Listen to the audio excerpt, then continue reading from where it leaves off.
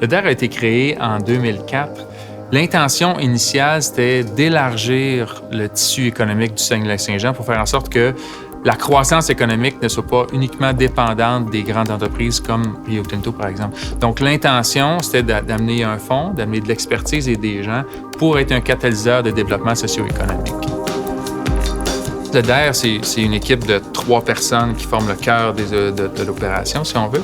Puis les 3, on a des compétences puis des expériences qui sont complémentaires. À l'intérieur de l'équipe, on a des spécialités.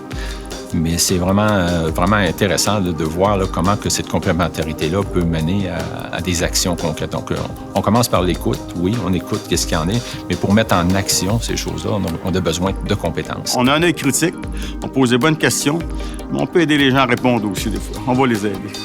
Quand on choisit un projet, notre premier critère à la base, c'est de dire est-ce que nous, comme équipe, avec les compétences qu'on a, avec le réseau qu'on a, on est capable de créer de la valeur pour l'entreprise qui nous présente le projet. Ça, c'est la première chose. La deuxième chose qu'on cherche à faire, c'est investir dans des axes qui sont porteurs, qui nous ressemblent, comme en économie circulaire, par exemple, sur le virage numérique, des trucs qui sont les priorités à la fois pour Rio Tinto et pour la communauté où on opère. Il y a des axes d'intervention ou des projets qui vont tomber plus du côté des équipementiers. Il y a aussi l'axe, évidemment, de transformation, la promotion et la transformation de l'aluminium, parce qu'on est un producteur d'aluminium, évidemment.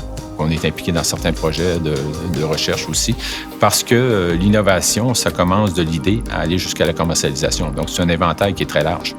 Le premier élément que ça amène aux entreprises, je pense, c'est une crédibilité.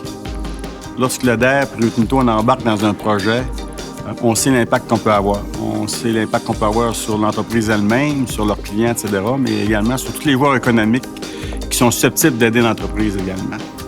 Actuellement, on a 70 partenariats actifs. L'année dernière, on a investi environ 4 millions pour soutenir ces partenaires-là. Mais en même temps, on a toujours de la place pour de nouveaux projets, toujours de la place pour des bonnes idées. Puis, quand c'est pas nous qui pouvons les mener à terme ou soutenir, on réfère les gens qui viennent nous voir à d'autres dans notre réseau interne ou externe pour que, quand il y a une bonne idée, pour que ce ne soit pas un frein, mais qu'elle puisse continuer de croître, soit avec nous, soit avec d'autres organismes qui sont là aussi pour le soutien des entrepreneurs.